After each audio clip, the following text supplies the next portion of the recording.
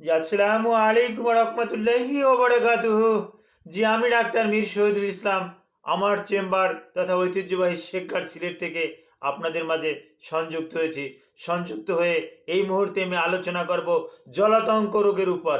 জলাতঙ্ক রোগটা কি, হ্যাঁ, এটা কেন হয়, এর লক্ষণ কি, কত সময়ের ভিতরে আপনাকে ভ্যাকসিন নিতে হবে, ভ্যাকসিন নিলে আপনার আর কোনো রকমের কোনো সমস্যা থাকবে কি না, কোন রোগীর ক্ষেত্রে ভ্যাকসিন না নিলেও চলবে, ভ্যাকসিনের ডোজটা কি, কতদিন পর পর ভ্যাকসিনটাকে নিতে হবে, এই টিকা নেওয়ার সময়সূচি, এগুলো নিয়ে আমি পর্যায়ক্রমে আলোচনা করব। যে দর্শক শ্রোতা ভিডিওটা না টেনে পুরো ভিডিওটা দেখলে আপনি উপকৃত হবেন।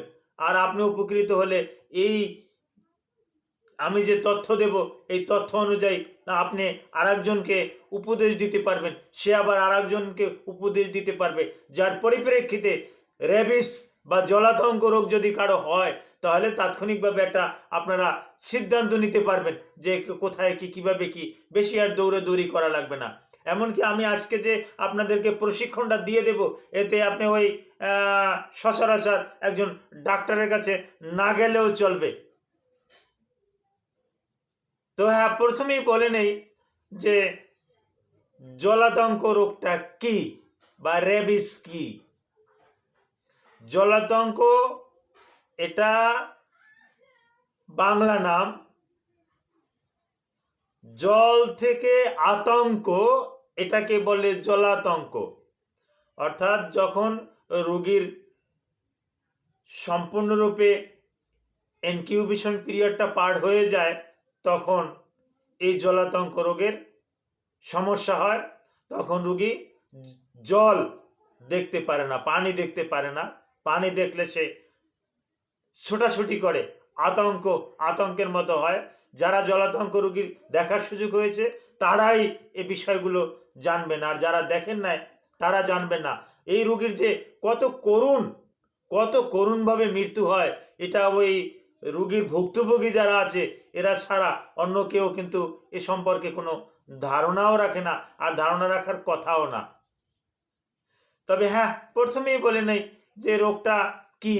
রোগটা রেবিস নামক একটা ভাইরাস। হ্যাঁ, এই রেবিস ভাইরাসটা কি আমি রেবিস বা জলাতঙ্ক বলা হয়। এখন এই ভাইরাসটা কোথায় থাকে, কিভাবে মানুষের শরীরে এটা ছড়িয়ে যায়, আমি এক কথায় বলতেছি, স্তন্য স্তন্যপায়ী প্রাণী, স্তন্যপায়ী প্রাণী স্থলে যারা আছে, যাদের শরীরে লোম আছে, এদের সকলেই এই রেবিস ভাইরাস দ্বারা আক্রান্ত হতে পারেন। আর এদের জলাতঙ্ক হলে কারো কারো মধ্যে আবার একটু ক্ষিপ্ততা দেখা যায়। তার ভিতরে বিড়াল, তারপর আসে মহিষ, গরু এবং কুকুর। এই মহিষেও কিন্তু কামড় দেয়, কুকুরেও এসেও কিন্তু কামড় দেয়। আর এই জীবাণুটা থাকে মূলত স্যালাইভারি গ্ল্যান্ডে। এই যে লালা থাকে, লালা গ্রন্থি, এই লালা গ্রন্থিতে থাকে। লালা গ্রন্থি থেকে সুন্দরভাবে অন্যদের ভিতরে কিন্তু ছড়িয়ে যায়। যে দর্শক শ্রোতা, আপনাদেরকে জ্ঞাত থাকতে আমি আবার বলছি, আমি কিন্তু অত্যন্ত যত্ন সহকারে কিন্তু আপনাদেরকে টিচিং দিচ্ছি। আপনি যদি এই ভিডিওটা ভালো করে দেখেন তাহলে কিন্তু আপনি কিন্তু এর সম্পর্কে বিস্তারিত জানতে পারবেন। জি দর্শক শ্রোতা, তো এই সাধারণত আমাদের দেশে যে সমস্ত প্রাণী দিয়ে ছড়ায় এর ভিতরে বেশিরভাগই কিন্তু কুকুর। অন্য অন্য দেশে বেশিরভাগ ছড়ায় কিন্তু বাদুড় দিয়ে। হ্যাঁ, কুকুর, বিড়াল এগুলো কিন্তু আমাদের দেশে বেশি বেশি এই রেবিস রোগটা ছড়িয়ে থাকে, জলাতঙ্ক রোগটা ছড়িয়ে থাকে। হ্যাঁ, আর জলাতঙ্ক রোগ ছড়িয়ে পড়ার পর, আপনার শরীরে ঢোকার পর আপনি কিন্তু একটা তাৎক্ষণিকভাবে একটা ইনকিউবেশন পিরিয়ডে চলে গেলেন। এই ইনকিউবেশন পিরিয়ডটা নিয়ে কিন্তু দ্বিধাদ্বন্দ্ব আছে। কারো 72 ঘন্টা পরেই কিন্তু ইনকিউবেশন পিরিয়ডটা শেষ হয়ে যায়, অর্থাৎ 72 ঘন্টা পরেই কিন্তু তার রোগের লক্ষণটা আস্তে আস্তে প্রকাশ পেয়ে যায়। আর যদি লক্ষণটা একবার যদি লক্ষণটা ধরা পড়ে, তখন আর ওই রুগীকে আর বাঁচানোর, সারা পৃথিবীতে আর বাঁচানোর কোনো রকমের কোনো ঔষধ কিন্তু আর আর নাই। তো ইনকিউবেশন পিরিয়ডটা কারো 72 ঘন্টা বা কারো এর একটু বেশি, এমনকি কারো কয়েক সপ্তাহ লেগে যেতে পারে। ভাগ্য ভালো আপনি কয়েক সপ্তাহ পরে আপনি জানলেন, তখনও আপনার ইনকিউবেশন পিরিয়ডটা শুরু হয় নাই। ওই মুহূর্তেও যদি আপনি ভ্যাকসিন নেওয়া শুরু করেন, আলহামদুলিল্লাহ আপনি কিন্তু বেঁচে যাবেন, নতুবা কিন্তু নির্ঘাত আপনার মৃত্যু। তো ইনকিউবেশন পিরিয়ডের আগেই আপনাকে কিন্তু নিতে হবে। আর এটা কিভাবে মানুষের দেহে ক্ষতি করে, আপনাকে যখন পাগলা কুকুরের দংশন করলো, আপনাকে যখন বিড়ালে দংশন করলো, হ্যাঁ, তখন ওর যে স্যালাইভারি গ্ল্যান্ড আছে দাঁতের সাথে, এই যে লালা আছে, এই লালা আপনার রক্তে ঢুকে গেল। রক্তে ঢুকে গেলে আপনার শরীরে কিন্তু এটা আস্তে আস্তে ছড়িয়ে পড়ে। আপনার একটা প্রশ্ন আসতে পারে যে আমাদের শরীরে বাইরে থেকে যদি কোনো ব্যাকটেরিয়া ভাইরাস ঢুকে, আমাদের যে শরীরের ভিতরে হিতকর যে ইমিউনি সিস্টেম যা আছে, রোগ প্রতিরোধ ক্ষমতাটা যে আছে, ও তো তাকে মেরে ফেলবে। কিন্তু রেবিসকে মারে না কেন? রেবিস একটা এত চালাক ভাইরাস যে ও ঢুকেই কিন্তু শরীরে ঢুকেই কিন্তু বেশি নড়াচড়া করে না। ও কিন্তু আস্তে আস্তে কিন্তু মাসেলে থাকে, মাসেলে থেকে ওখান থেকে একটু গুঁড়ো করে, হ্যাঁ, ওখান থেকে গুঁড়ো করে কি করে, অত্যন্ত চালাক তো, যার পরিপ্রেক্ষিতে ও গুঁড়ো করে আপনার শরীরে যে ইমিউনি সিস্টেমটা আছে, এই যে আপনার আমার শরীরে রোগ প্রতিরোধ ক্ষমতা আছে, এ বুঝতেই পারে না যে আমার শরীরে একটা অহিতকর একটা জীবাণু ঢুকে আছে, এ বুঝতেই পারে না। এভাবে সে আস্তে আস্তে করে সে চান্স নেয় কিভাবে সে ব্রেনে চলে যাবে, এবং আস্তে আস্তে করে সে কিন্তু ব্রেনে চলে যায়। ব্রেনে চলে যাওয়া পর্যন্ত কিন্তু ইমিউনি সিস্টেম টের পায় না। এরপর ব্রেনে গিয়ে যখন ব্রেনটাকে আক্রান্ত করে ফেলে, তখন ওরা সংখ্যায় অনেক অনেক বাড়ি হয়ে যায়, ব্লাডে নার্ভে ওরা চতুর্দিকে ছড়িয়ে পড়ে।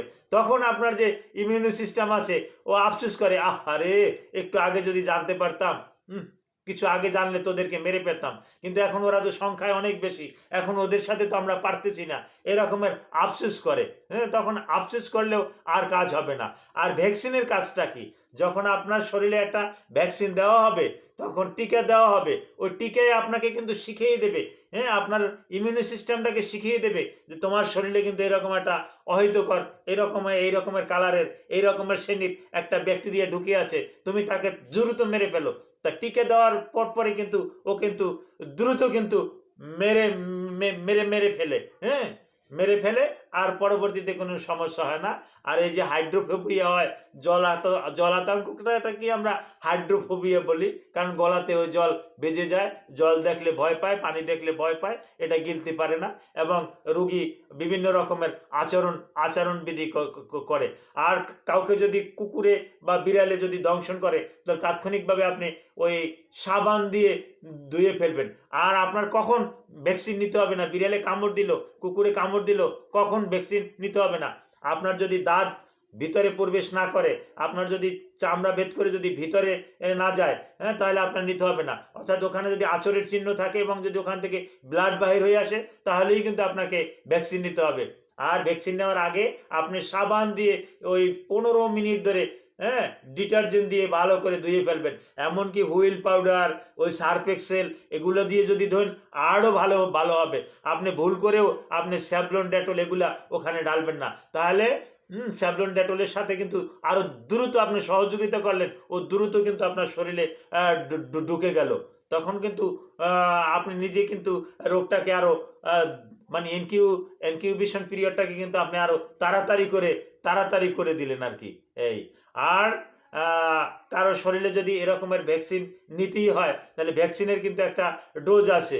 এই ডোজটা কিন্তু আমি বলে দিচ্ছি আপনাকে যদি যেদিন আপনাকে কামড়াবে, ওই দিন যদি আপনি 1 তারিখ মনে করেন, যেদিন কামড়াবে ওর 24 ঘন্টার ভিতরে আপনাকে ভ্যাকসিন নেওয়া শুরু করতে হবে। তো 24 ঘন্টা পরে আপনি মনে করেন ওই দিন আপনার প্রথম ডোজ, অর্থাৎ প্রথম ডোজ বা 1 তারিখ যাই মনে করেন, প্রথম ডোজ নেওয়ার 3 দিন পর আপনি সেকেন্ড ডোজ নেবেন, দ্বিতীয় ডোজটা আপনি নিয়ে নেবেন, হ্যাঁ, এর 7 দিন পরে আপনি তৃতীয় ডোজ নেবেন, হ্যাঁ, এর মানে 14 তারিখে আপনি, হ্যাঁ, 14 দিন পরে 14 তারিখে আপনি চতুর্থ ডোজ নিয়ে নেবেন। আর 28তম দিনে আপনি পঞ্চম ডোজ নেবেন। আর 3 মাস পর বা 90 দিন পর আপনি বুস্টার ডোজ নিয়ে নেবেন। আলহামদুলিল্লাহ এই ডোজগুলো আপনি কমপ্লিট করলে আপনি ওই জলাতঙ্ক রোগ থেকে আপনি বেঁচে যাবেন। Thank you all.